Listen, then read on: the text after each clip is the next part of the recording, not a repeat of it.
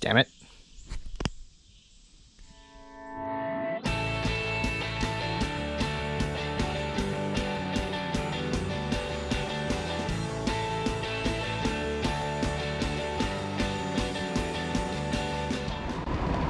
Hi ho, Keegan the Vlog here. Welcome back to BMW Wrench Time / Rad Savers. So last time on this channel, or on this series, we went and picked up this 1991 BMW 325 convertible E30 model and made it back to Maryland. So today, we're gonna get our first real inspection look at this car. We're on our way up to the shop now to put her up in the air and see what we're up against. Let's get into it. This is where we are back here. No, that's not on. That's it. See, this is why you check, because that's not where I want it. Yeah, I don't know about this one. Oh, that's good.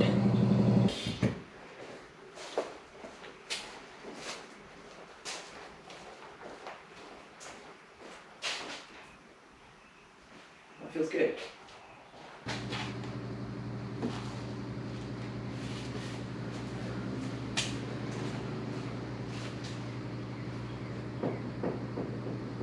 Ah ha ha, feel that?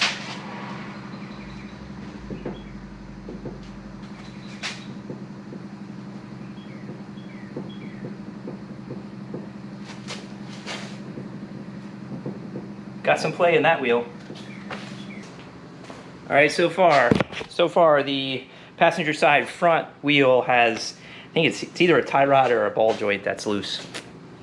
All right, I just sent out the bat signal to Jerome and Ivan and Mitch and Gary that I'm here at the shop and the BMW's up in the air, so some people should be showing up here soon. We got a pretty decent oil leak going on, but it looks like it's coming from the filter. Of all the places to have an oil leak, I like that one the best. Front of the engine looks pretty dry. Ooh, looks like we got power steering leak going on there. Yeah. You know, that might just be that hose clamp there. I can't quite tell if it's coming out of that banjo bolt or not. But it is pretty wet. It is pretty wet back here, so we should check the power steering fluid level and see if it's gone down over that drive. The rack is wet, but it probably is coming from right there and just blowing back here. Let's take a look at the lines. This is actually one of the things that I was most concerned about on just getting any old car, but right there, that bottom one is the fuel supply line. Doesn't look great. And it starts looking pretty bad right back here by the filter and the pump. Actually, I think that's just the filter. Yeah, that's just the filter. Oh, don't tell me this has an in-tank pump. Damn it, why did you do that, BMW? Yeah, all right. But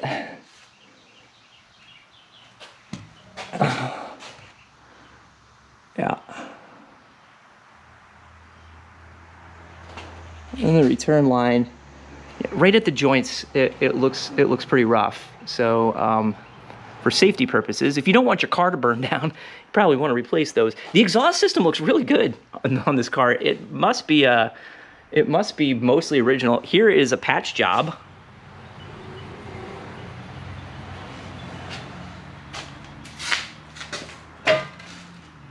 But as far as patch jobs go, it looks pretty good. So I wonder if that was Chris that did that. Wouldn't surprise me. That bushing's broken.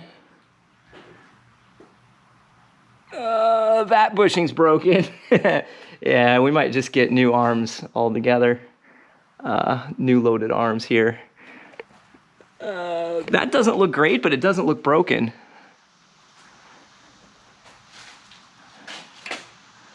See, you can see in there that one's done. On the back,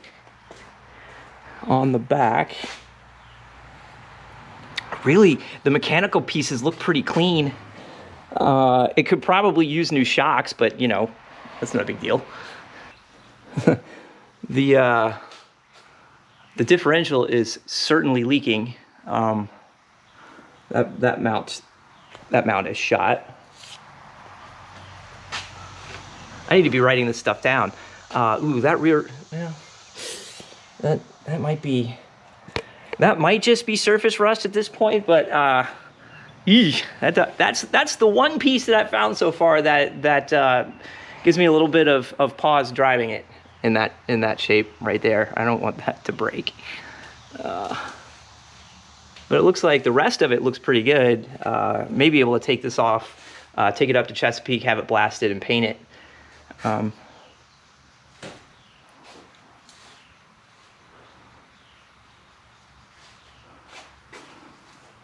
Yeah, we should probably check the fluid level on the differential because it looks like it's been leaking for a hot minute. Exhaust mounts look good, and yeah.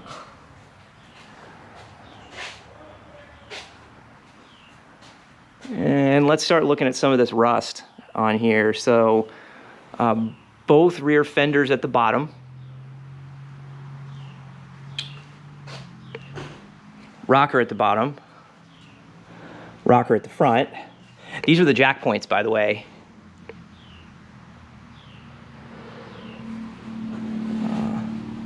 Bottom of this fender. But it looks like that's not the fender, that's a bottom piece. So this front fender might be, this front fender and this door, so the right front fender and the right door look like they're good body pieces. The rear right fender is shot at the back here at the wheel well. The left rear fender is shot at the wheel well all the way down. The left rocker at the jack point there. See, that's one of those things where I wouldn't be able to use the jack here because it would be like Jerome's car where we would put the jack on here, push this up, and it would just collapse the metal. So let's see if we can get our friend Rob to assess what it would take to fix this, fix the rockers. Yep, here it is on this side too. It might hold the car, but I wouldn't try it on this section here. One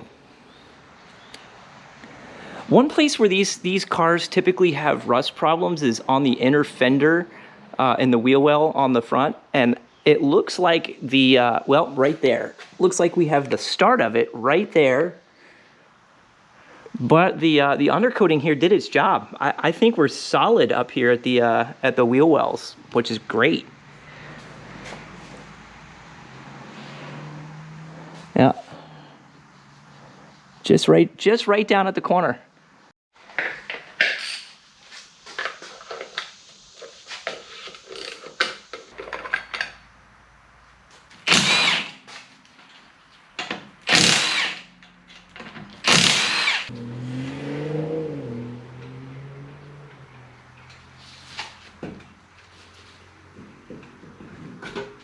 All right.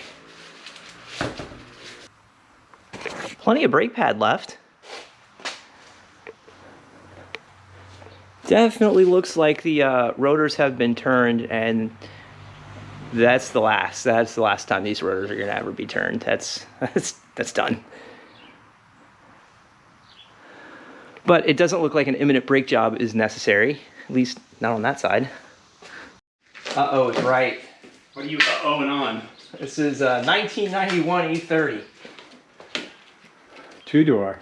Uh-huh, convertible. Cute. Yeah. That's cute too, look at that. Oh, yeah. I f***ed up. There was a Mercedes, an 89 300 SEL, inline 6, down in DC, had the dark leather interior, 98,000 miles on it. Well, you're number 11 in line to come see it. Oh, wow. Yeah, that probably went fast, huh? Did the New rotors, new pads, new brake lines, new struts. He started out at 15K until somebody pointed out, that's not the right odometer in the car. 5. Oh, that would have been a good buy at 5. Yeah. Yeah. Yeah. 15K. This is probably the worst of it, but every jack point's got rust on it. It's not as bad as Jerome's 318 was, so you know. No. Well, it looks like most of the DKW parts are there. It's just probably a pain in the ass. So we tried to bar that engine over by hand, and something broke inside of it. There's one cylinder that was the problem. So I didn't notice this. We just got if you look at the bottom edge of that, somebody tried to pry that trunk open at some point. That's funny.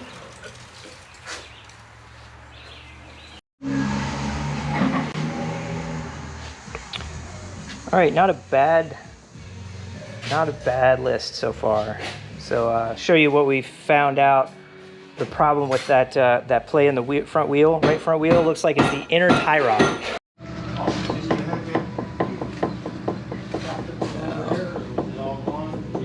So I'm pretty sure that's where we're going. It's the inner tie rod. So I suspect what we'll have to do is just replace the tie rods, or that tie rod, because I don't want to get into taking ends off of it and all that stuff. Actually, yeah, maybe we'll see. We'll see. Depends on what the internet says. Don't believe the power steering leak we figured out is the coming from the hose. So what we're gonna do is disconnect the hoses from the power steering pump, pull this whole thing out, replace them, stick it back in, and then it won't be leaking anymore. Sweet. So two drivability issues to solve before we start using, actually 3. The seat is a drivability issue. Several days later. Okay, order of priority here. Tie rod first. The boot is also split, so we got a new boot. And then we'll move on to power steering hoses if there is time today. Let's see, I don't think this one is split yet. This one is not split, so we're not gonna touch this one. This one is split. Splitty.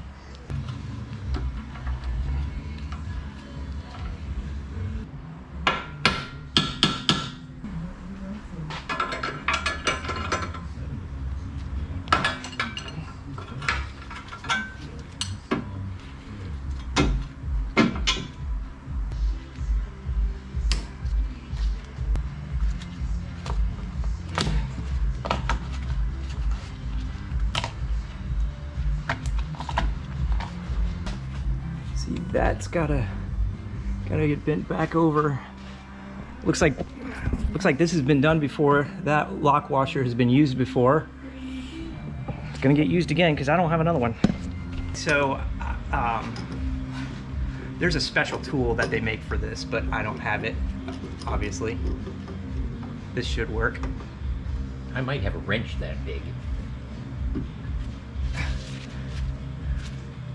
So it should come off this way, right? That's right. Yep.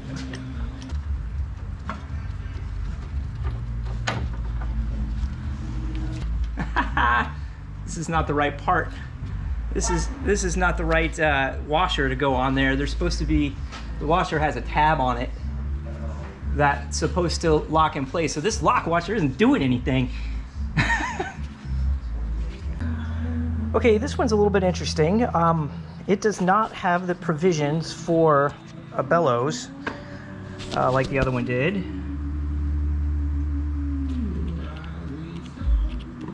That doesn't come off. I'm not going to disassemble that. Damn it.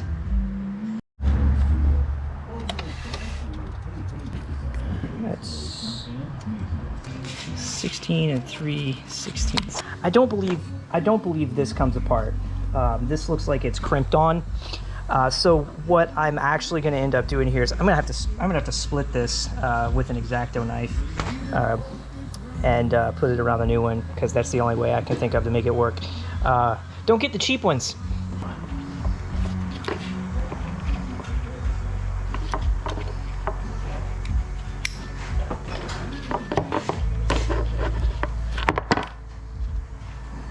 Okay, because I think I'm probably going to end up doing this job again with a better version of this, I'm going to use red Loctite on here because the lock washer that was on here that I have doesn't have the little tab on it, so not really doing much. And, you know, I don't want the wheel falling off, so.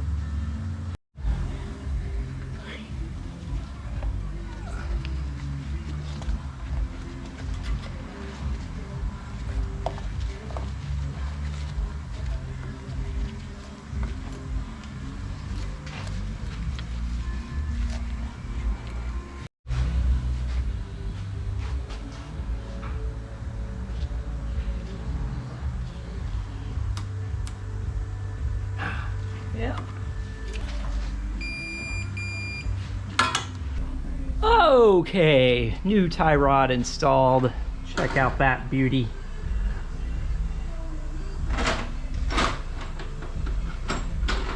And now we turn our attention to our steering hoses.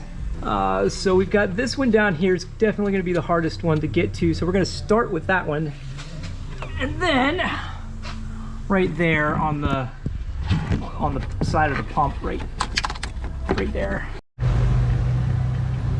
Okay, in order to get this one off, I have to get that out of the way. So we're just watching it drain now.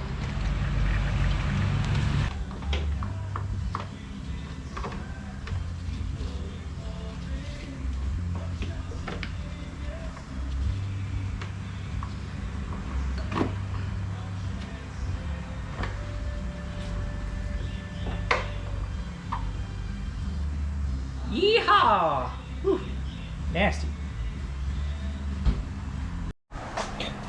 Okay, we got the old hoses off.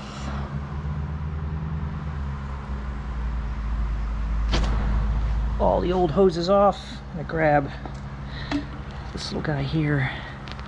Might need that. Need that.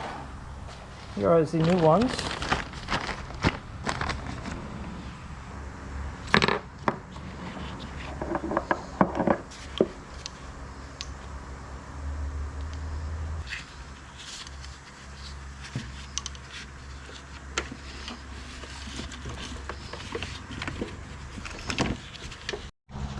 Got it in that slot there, and place the screw and bolt. Okay, we will tighten that later. Now we got to get underneath and connect these hoses up. Not quite as critical as on fuel lines, but I always like to use new crush washers, sealing washers when I can. So I have a kit, come in handy.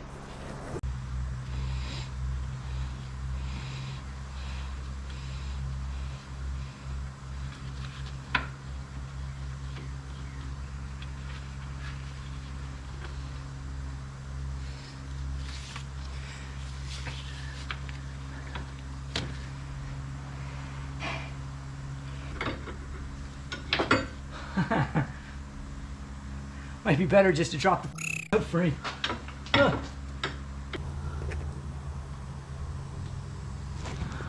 right, we got all of the power steering lines reconnected. Haven't filled the system yet. Got the tie rod replaced. So alignment is going to be in the works before we take a trip with it. I believe the seat covers that I ordered arrived today. So we'll grab those seat covers, get them up here tomorrow. So that'll be the seat covers, the tie rod, and the power steering. I'm going to do a little bit of research tonight and see if I've got the right power steering fluid to top this thing off and bleed it. We're not going to start it up until we actually bleed the air out of the power steering. You just turn the steering wheel back and forth until the bubbles stop coming up. Yep, back at it tomorrow. Okay, we're going to get some fluids back in this thing and get it out of the garage and see how it drives with the tie rod replacement. Make sure that's all squared away. Also, I got differential. I got 75 140. The BMW forums suggest that BMW retroactively recommends 75 140 for all BMWs in the differential. So I had to make a determination whether or not to get the one with the limited slip additive or not. Also doing a little bit of research that's suggesting that the automatic transmissions had limited slip differentials. So I took a guess that we had limited slip, and well, let's see if we do.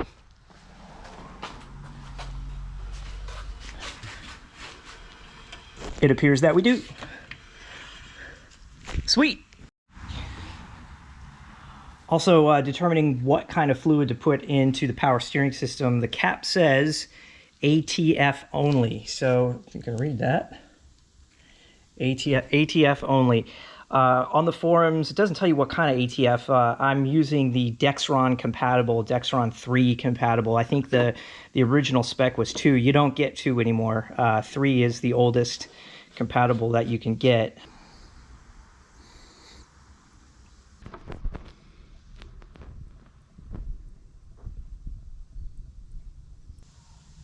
See the level slowly going down as it fills up the hoses and displaces the air in the system. The level has stopped dropping, so I think we're stable here. Now what we're going to do is turn the steering wheel back and forth from lock to lock and purge the system of air bubbles.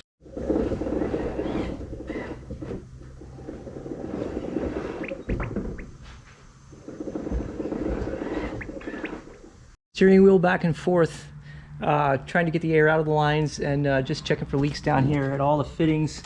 So far so good. Nothing leaking so far. I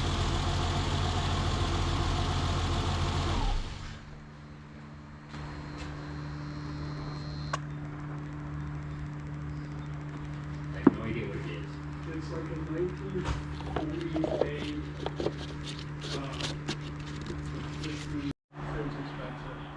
Okay, the power steering is buttoned back up. All the bubbles are bled out of it. Now we're going to see what we can do about this seat.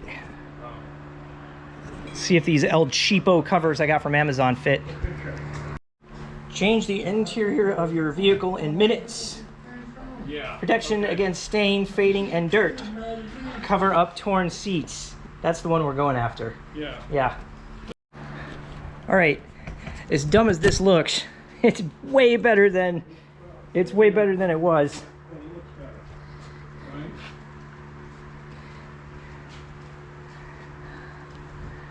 All right. Usable seats. Usable seats. So I was going to vacuum this thing out, but I just took the gauges up to it, and there's gas in there, and it's showing ambient temperature, which is right without the system running. So let's start it up and turn the system on and see what happens.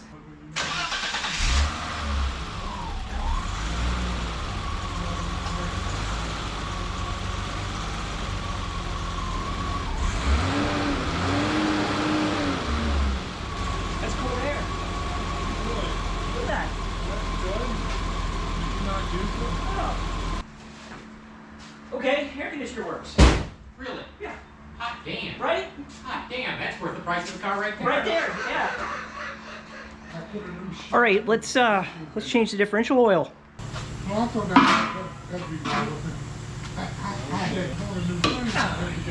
One ringy dingy. Two. Well, it's full. Well, that's a plus. That is a plus. It looks pretty darn clean. It's full and it's clean. So fresh and so clean. I don't know if you can. The gear oil looks new. I think that's it for this episode of BMW Wrench Time. I think the next thing we got to do is get the alignment done, and then start looking at patching some rusty metal. Stay tuned. See you next time.